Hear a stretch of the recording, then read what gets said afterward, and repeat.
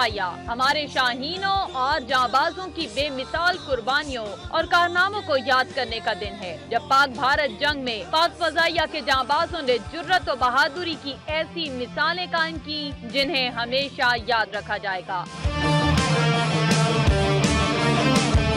جنگ میں بہادر سپوتوں نے وطن عزیز کا دفاع کیا۔ جانباز پائلٹ اسکواڈن لیڈر ایم عالم کا شمار بھی انہی دلیر جانبازوں میں ہوتا ہے جنہوں نے ایک جھڑپ میں بھارت کے 4 طیارے مار گرائے۔